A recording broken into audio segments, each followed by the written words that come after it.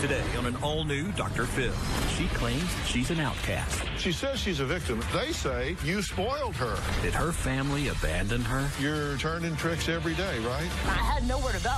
Or did she walk out on them?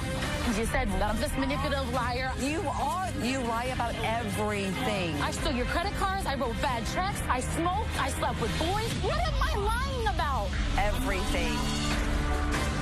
Let's do it.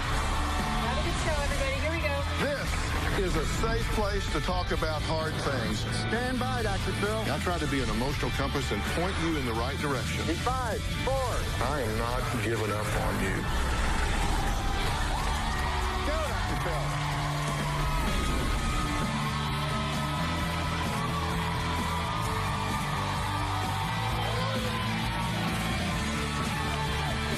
How you doing?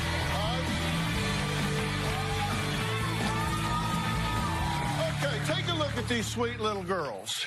This is Cassie, Taryn, and Marissa. And these are their parents, Robin and Monty. Looks like a happy group, doesn't it? But there is one family member here who claims they are being treated like the outcast of the family. In fact, Marissa says she has always felt like an outcast, even though her parents say their youngest daughter was spoiled from the day they brought her home.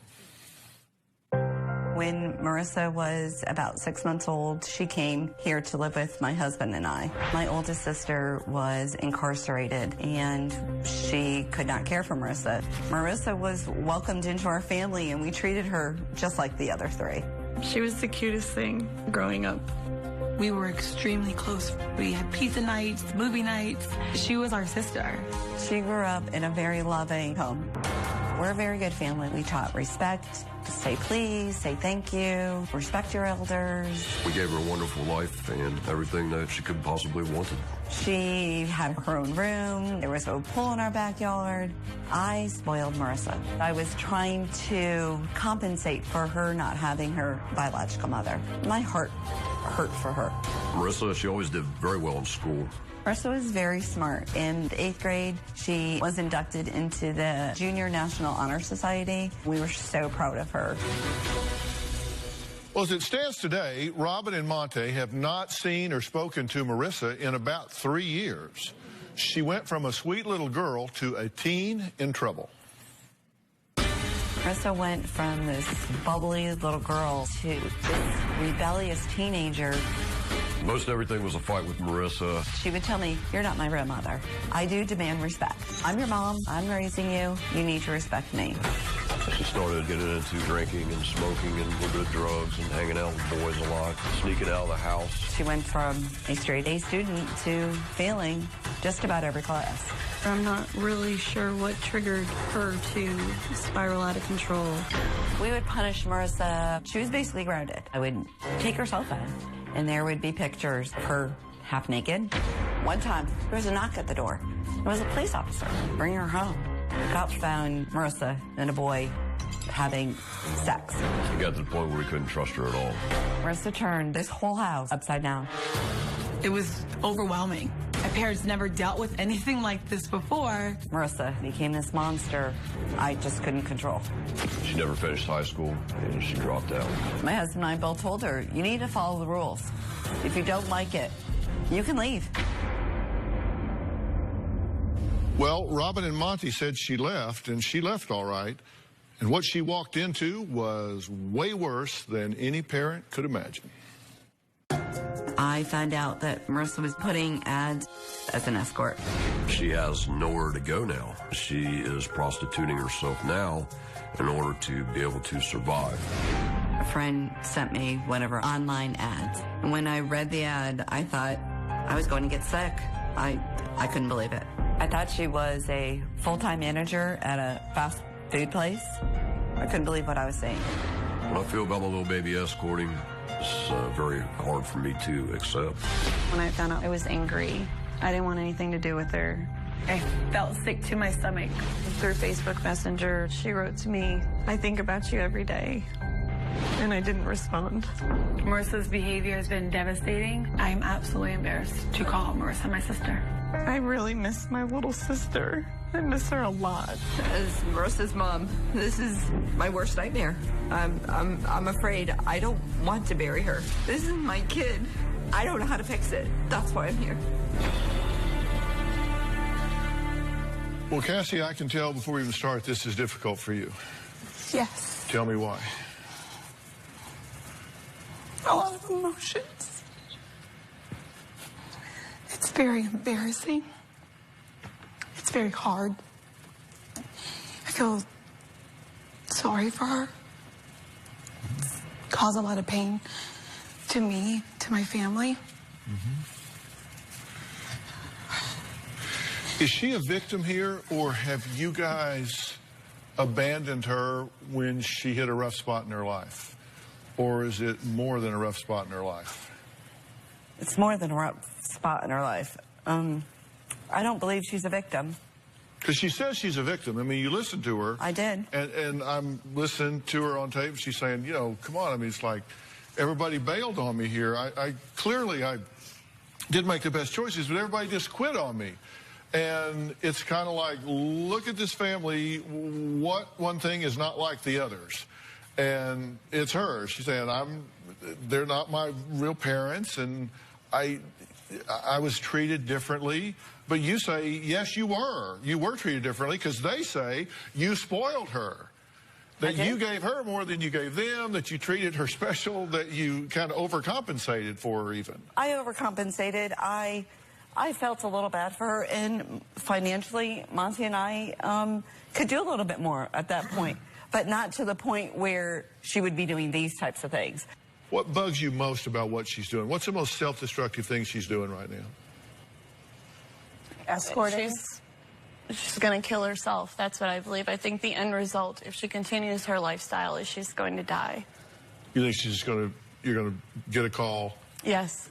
She's going to find her dead? How will she die? Will it be drugs? Somebody's going to kill her? What's going to happen? Any of those things, honestly. And you guys are humiliated by this whole thing, right? Yeah, this was very hard to make the choice to come on here. Why do it? Why, if you're so embarrassed by her, why are you on national television putting it out there? I'm not embarrassed by her. I'm embarrassed by the choices that she's made. I'm embarrassed that she was given everything. She was given tools. She was given a loving family. And she's chose to make these types of choices and to lead this type of life when she didn't have to. She didn't have to leave the house. She didn't have to go and escort. She didn't have to go and do these things with boys and steal. And she didn't have to do any of those things. We were loving and supportive. We were positive role models for her. Yeah. She chose to, and because of my love for her, I'm here. Marissa is here today, and she says her entire family turned their backs on her when she needed them the most, and because of that, she spiraled out of control. She's blaming them. I really don't get that, but we're going to let her try and explain it when we come back.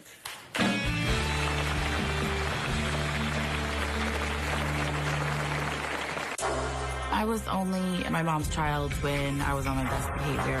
When I wasn't on my best behavior, that's when I became her niece. I've never turned my back on Marissa. I don't know how they sleep peacefully, knowing that they once had a sister or a daughter they abandoned.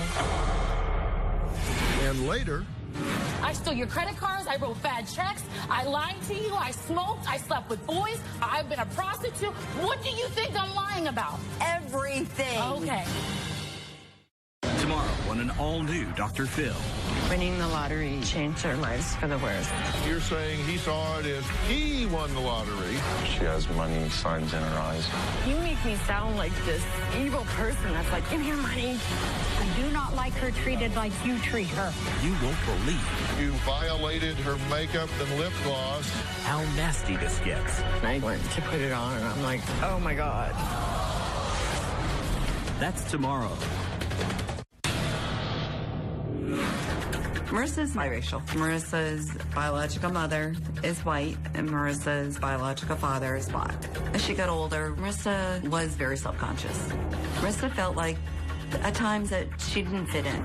She felt that the blacks didn't accept her as being black, being white, that race didn't accept her. As far as her being a mixed race, I just loved her, and I would just tell her, who cares what anybody thinks? We all love you. Robin and Monty are here with their daughters, Taryn and Cassie. All four are concerned about their family member, Marissa, who was raised with them in what they say, and I think anybody that would look from the outside in or the inside out, was a very normal and loving home.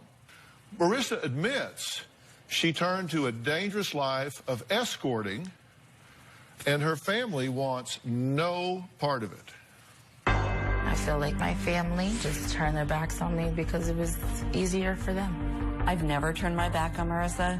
I've always been there. Their lives have just gone on, and they just completely forgotten about me. I always see my family posting on Facebook and stuff about, you know, going on vacations and buying new cars and living just lavishly as I'm struggling every day. We've tried to help her. She didn't want it. She wasn't ready. I was only my mom's child when I was on my best behavior. When I wasn't on my best behavior, that's when I became her niece. I think my sisters think they're better than me because they have their together. It's clear to me that I am not a part of their sisterly bond and I am an outcast. I hope that Marissa can make the changes she needs for the family to trust her again. Even though Marissa's been out of all of her life, I'll never give up on her. My mom should let go and stop trying to fix all of Marissa's problems, but she won't. She's her mom.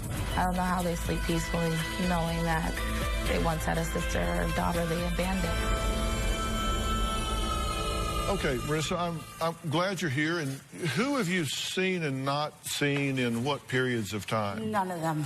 Haven't seen any of these folks in 2 years, 3 years? About 2-3 years. 2-3 years. And how about Monty? Same. Same? And how did that come to pass?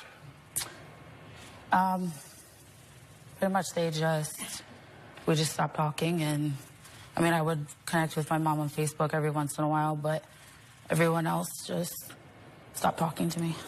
I've seen family photos, like I was flipping through a family album, and there were times that you all look like one big happy family, right? Look like it. I mean, look at the pictures. I don't remember. I mean, I could barely remember that. But what was the point at which you said, it's broken, it's not working? Probably when I left home. I was 17. Okay, and why did you leave? I didn't feel like I mean, she told me that I was going to have to leave when I was 18 anyway, so I didn't want to be there anymore. I wanted to go out and do what I wanted to do. Okay, so you made the choice to leave. Ultimately, yeah. You weren't driven out at first, you made the choice. I mean, it was that uncomfortable of a situation where I didn't want to be there anymore. And what was uncomfortable about it? I wasn't wanted there. I mean, you could obviously tell. I mean, you could just tell I wasn't wanted there. I was constantly. How could you tell? I was constantly getting in trouble. I mean, they were constantly telling me that when I turned 18, on my 18th birthday, I was going to have to get out anyway, so. How were you getting in trouble? Lying, sneaking out, boys, drinking, smoking. Stealing. Stealing. So everything. you were I'm admitting what I can say it. I'm admitting everything. I can say it. So you were doing things that were contrary to fitting in to a trust relationship with the family. Mm-hmm. You were sneaking out, drinking, lying, stealing. What were you stealing? Money. Credit cards. That's money. It's the same thing. It's money. Okay. All right. And so they objected to that. So you felt like you weren't welcome because of your behavior. Is that unreasonable?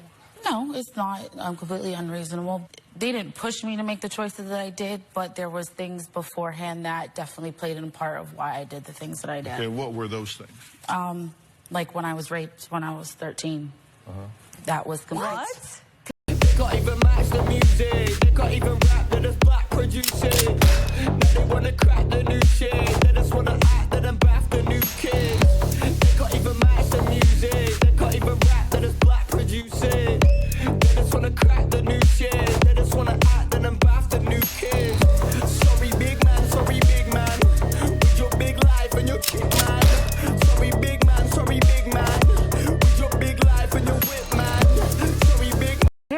told you. We sat on the couch together. No.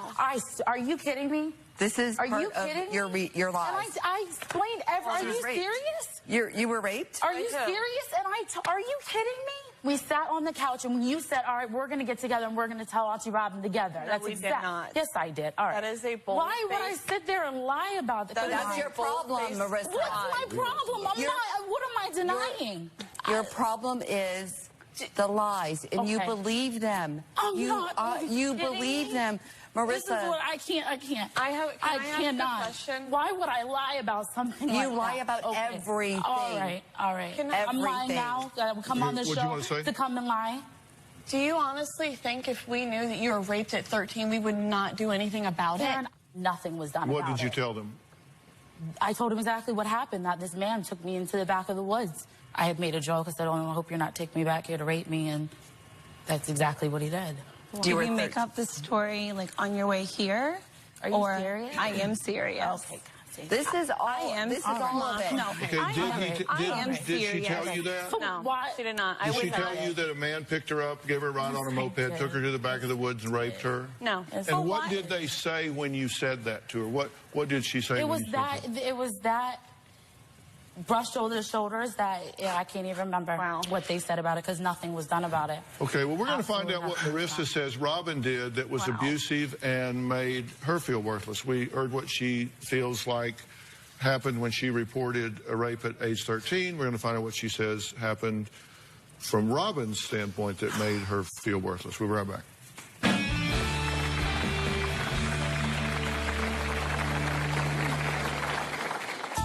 First time I had sex for money, I was scared. Every day I think I got more and more scared because I've seen the Craigslist killers and different movies and shows, and I know it's real. I know it happened. It was just when is the next guy just gonna come in and just put a knife to my throat?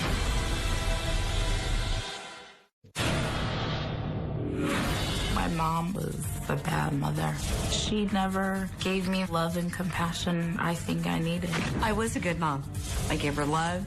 When she needed something, I provided for her. When I would come home from school crying after all the ridicule from the kids, she never told me she loved me. I was there for her whenever she needed me. If I was her blood daughter, I believe she would have done a lot more to make sure that they didn't end up like this. Well, Marissa, who calls herself the outcast of her family, says even though she hasn't spoken to her parents and sisters in at least 3 years, she has kept up with them on Facebook, viewing their family pictures. She says she has been excluded from. Marissa says while her family has been living a carefree life, going on vacations and cruises together, she has been alone, doing whatever she can to make $20 just to eat. Now, just before break, we were talking about the fact that you reported at 13 that you had been raped.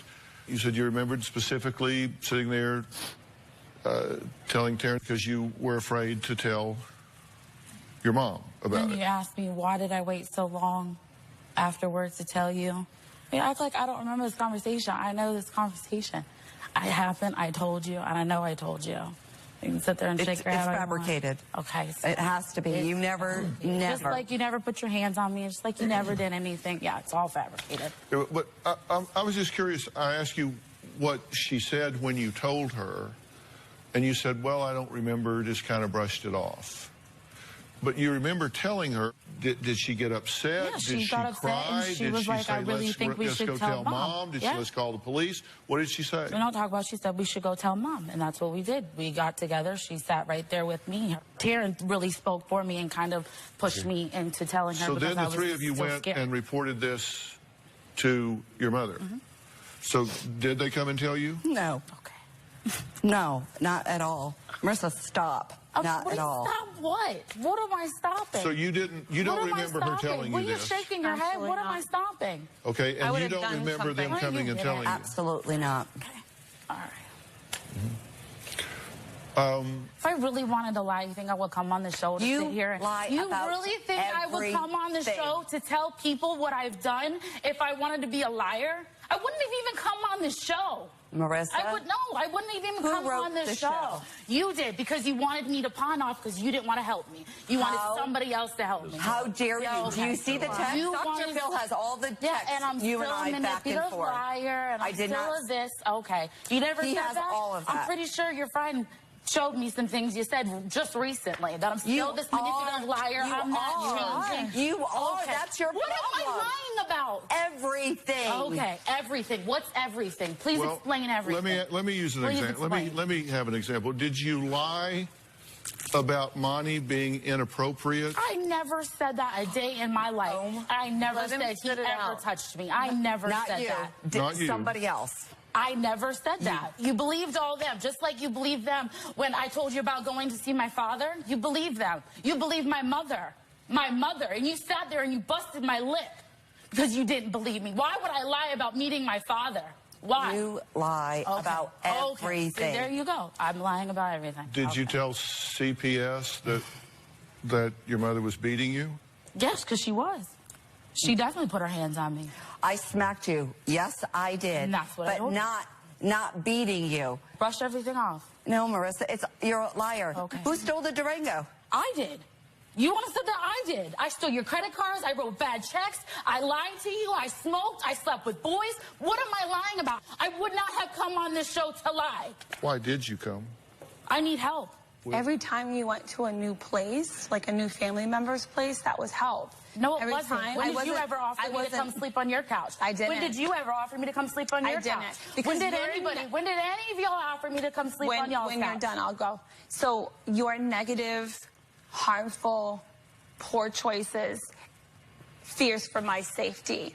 So no, I'm not going to allow you to come and sleep on my couch. Because you've allowed people. I raped and killed people. We don't know who you're around. You've allowed people. You're around him. You've allowed. Are you serious? Forever, I'm supposed to just be that. When I'm sitting there telling you that I'm ready to change and I'm ready, but again, that's why we're it's here, always going to go back. That's why we're here. That's why I wrote the letter. Why? That's why. Because I love you, Marissa. You say it, but I don't feel it. Are you serious? I love you. I want nothing more than for you to be in our life. I don't think so. That's what I want. I'm telling you, that is what I want. That's what these girls want. We put ourselves on this show. We have everything. I don't know why in our life. On this show. To get you help. Marissa, we dropped everything to come on this show. And you guys act like you're doing the biggest thing in the world. I'm coming on this show and admitting all my problems. You have nothing to lose, honey. What do you mean I have nothing to lose? You have no friends. You don't have a career. Like, you don't have things to lose. Well, I'm starting to get my feelings hurt. I'm sorry, Dr. Phil. I know. Everybody's talking about, like, well, I did the worst thing in the world. I came on this show. Like, I mean, look what sacrifice I made for you. I've gone to hell for you. I'm on the Dr. Phil show. I come here every day. I kind of like it. Marissa has already admitted she is ashamed about escorting. Let's find out what else she's ashamed of when we come back. And I'm going to get an answer to my question. Why is she here, and what does she want help with? We'll be right back.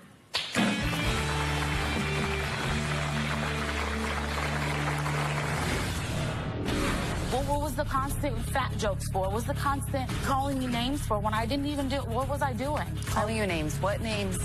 You didn't call me a fat bitch every time. My mom is a little bit racist. On several different occasions, she called me a couple different racial slurs. She would say, "You're my slave," and then she would just kind of make light of the situation afterwards, like it was a joke.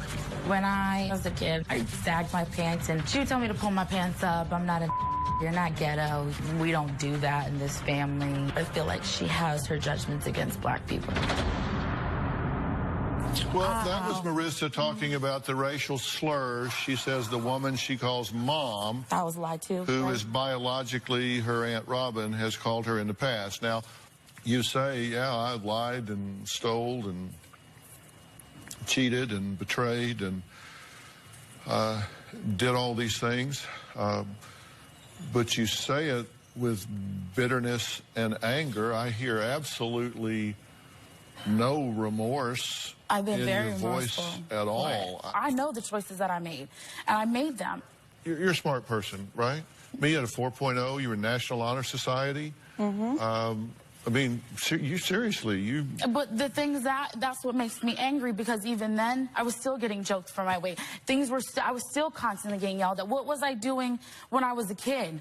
What was so bad before I was drinking, before I was smoking, before? What was the fat? You're a fat this, you're a fat that, barking at me, just shut your mouth. What was the constant fat jokes for? What was the constant calling me names for when I didn't even do it? What was I doing? Calling you names. What names? You didn't call me a fat bitch every time. You didn't call me that. Did we go to Weight Watchers? Did you ever take me to see my black family? Did you ever take me to see my black side of my family ever? As many times we went up to Massachusetts. Do you even know who they are? I did meet them. I did meet them. Did they come to Mom's every summer? Think about that. Your black family. What do you mean, what black family? I do have a father, and I believe he is black. He's incarcerated. Okay, but there's still his family. My grandmother, my cousins, my aunts, my uncles on their side, any of them. To the negativity. How do you know that's negative? Are you serious? Negative of what? How are you to judge them? Incarcerated. How are you to judge? He's incarcerated. That's him. You don't get incarcerated for no reason. Okay, but you had no problem taking me to go see my mother in jail. You had no problem doing that. So what do you mean trying to keep me from the negative? You believe you and Nana took me to go see my mother in jail. One time we took you. One time, but yet you're telling me you're trying to keep me away from it. What are you really saying? Can you calm, please? One time, you're absolutely right. That is my sister. I know my sister. I don't know who your father is. So you take that away from me? I don't take that away from you. You did take that away from me. But I'm not subjecting myself to that.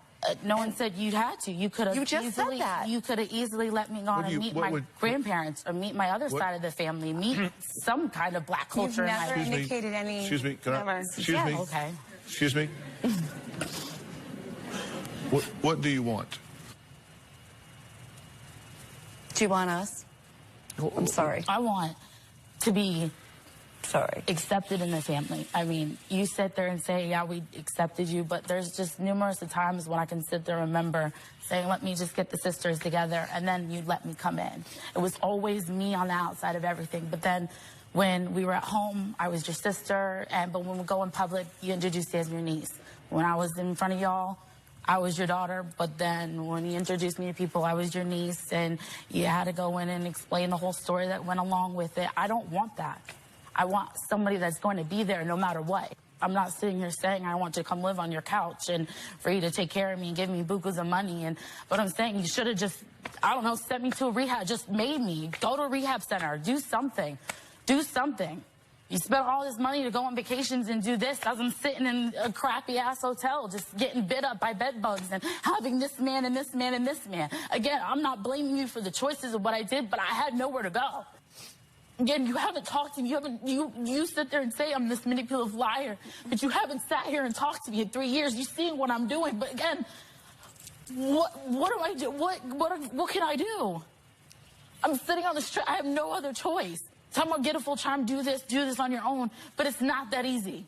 If someone was to do this for you and just completely just say, do it yourself, figure it out yourself.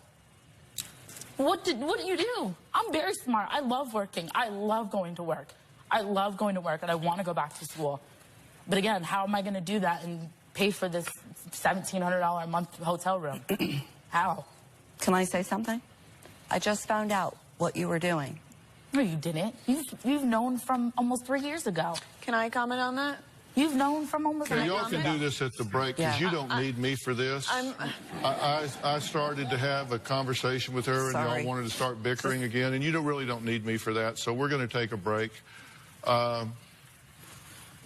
Marissa did have a question for me that she wrote down. I'm going to address that question when we come back. It's a very specific question. We'll be right back.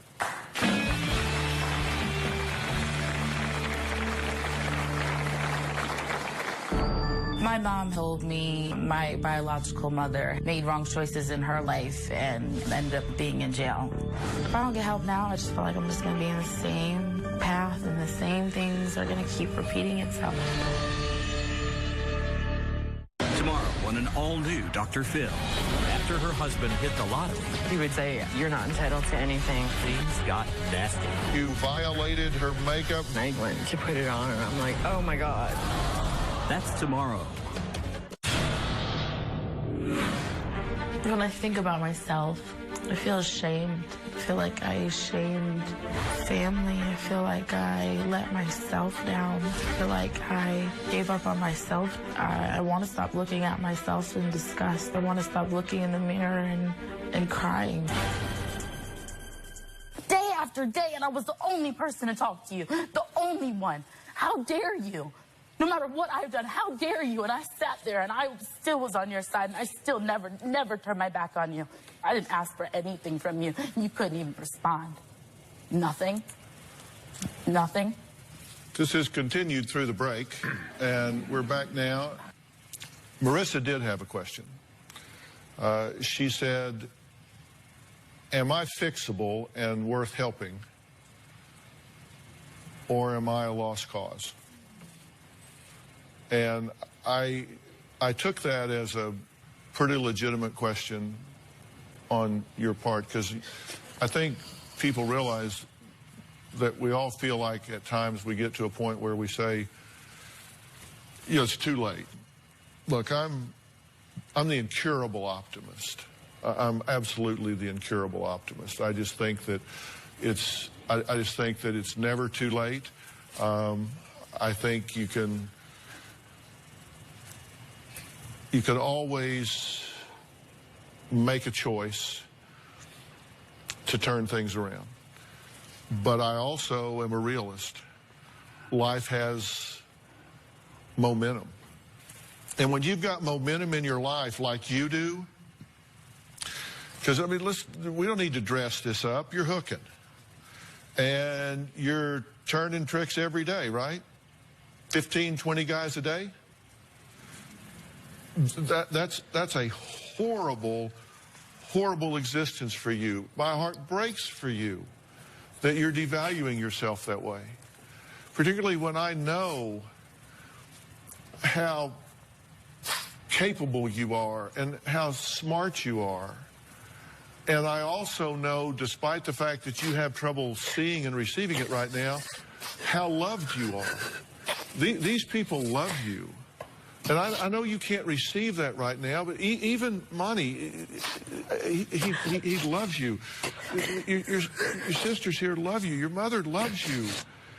And the idea of you out devaluing and disrespecting yourself in that way every day and anesthetizing yourself with drugs or alcohol to get through it is a vicious circle, right? I mean, you got to stay high to do it, and you got to do it to stay high. So I realize there's momentum here, and it takes a lot to change that. These people have a right to be upset with you. You have violated their trust. You have betrayed their investment in you. You have betrayed their loyalty. You have a right to be upset with them. They are not perfect people. And when you began to get to those teenage years and you started to rebel, they didn't know how, they didn't deal with that perfectly. No question about it. They didn't know what to do with that. They did not deal with that perfectly. And so you guys brought out the worst in each other. And then so you go off by yourself and you go like, you know, I'm over here just rebelling, so they need to come out here and make me quit. And they just didn't come. There's a lot of damage here. And trust has to be earned. You've got some really bad momentum, and they're quite right. Who knows who you have in your life right now? I would not put you on my couch. Because I wouldn't know who you would pick up the phone and say, hey, come over, look at where I'm crashing now. I'd get up in the morning and go down there and look like the bar scene from Star Wars. Hell, I wouldn't know who might be in there. This guy, this girl, this guy, who knows? Look your mother in the eye and tell me you don't see pain in her eye. I do. They love you, but they hate what you are doing.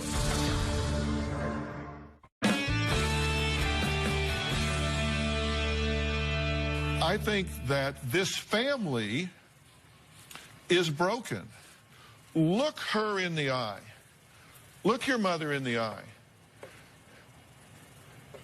No, don't look away. Look her in the eye and tell me that you don't see pain in her eye. I do. This is not the look of a woman that doesn't care about you.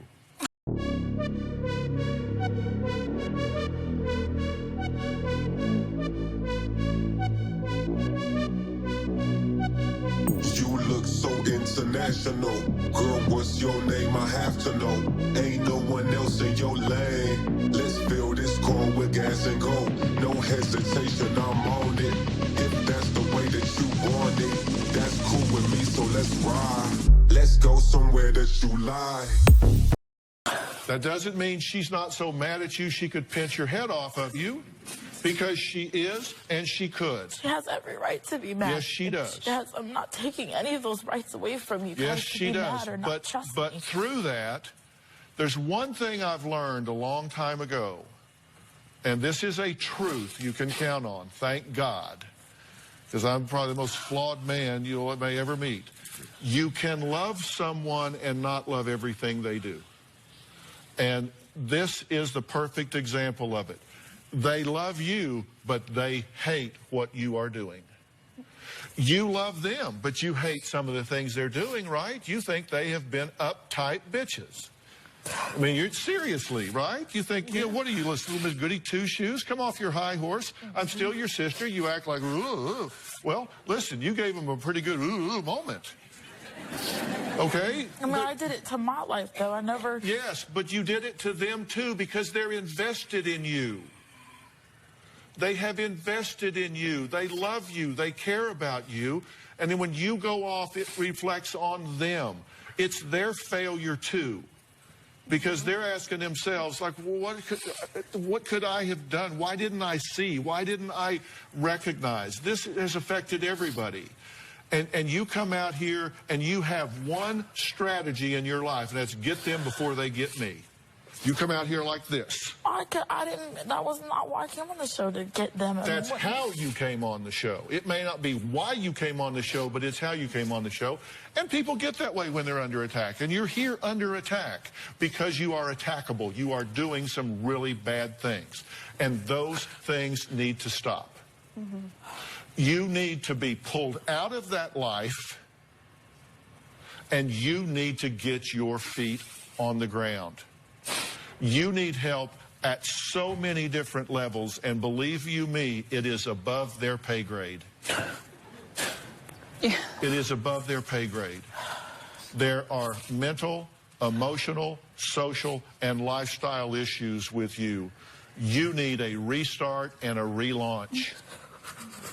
And to do that, you got to get out of your environment. And I am willing to help you do that. Okay? I'm willing to help you do that. I'm willing to pull you out of that world and get you where you need to be to get your feet on the ground. Okay? And I'm not sure yet what that needs to be. I'm not sure whether you need to be in rehab.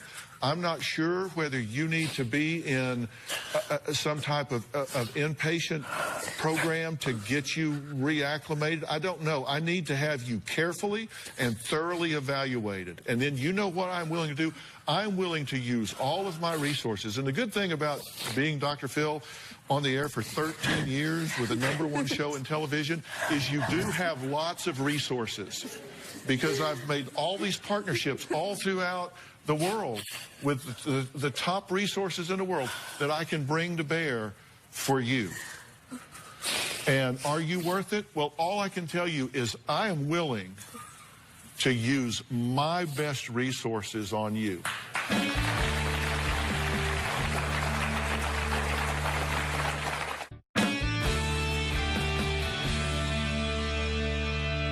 I'm going to get you the resources that you need. And I'm going to tell you what it's going to start with.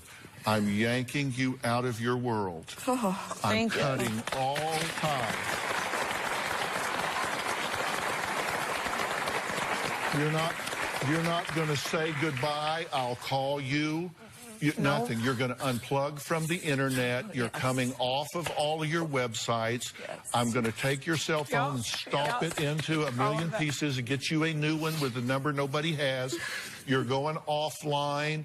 You're coming out of that environment. We're doing a restart, girl. And But you see, it took it. And the launch. Obviously, I want it.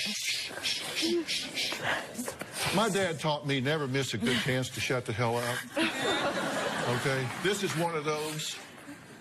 Your launch pad is right here with these people. And me and my team. Will you just say, I will do what you tell me to do? I'll do what you tell me to do. Yes, thank you. Thank you. Thank you. I will do what you tell me to do. Thank you. Thank you. Thank you. All right, fair enough? Yes. We'll do this. You need more help than you guys. You can't love her through this. We need to do some reprogramming. All right, we have to go. I want to thank all of my guests today. To weigh in on today's show, log on to drphil.com and share your thoughts on our message boards, or use hashtag drphil or hashtag feeling rejected. Don't we all from time to time? You can find me on Twitter or Facebook. And just as a personal note, I want to say thank you to everybody out there. You all know I've written a new book called 2020. It's a weight loss vision into reality. It talks about 20 key foods to help you be successful. And it is the first time I've ever written about weight in 10 years. And it's a healthy way to get yourself back into really good shape. And thanks to all of you, it has become #1 on the New York Times bestseller list and the #1 book in America. So the stories I've been hearing from y'all is just absolutely unbelievable. I am signing a copy of it for you to start with, because you're going to get yourself back in shape, get yourself healthy and back in shape. That's one of the things we're going to start with. And everybody in the audience is going home with a copy. So I'll get you a copy of the book. Thank you so much for being here. All right, we got a plan? We got a plan? We got it.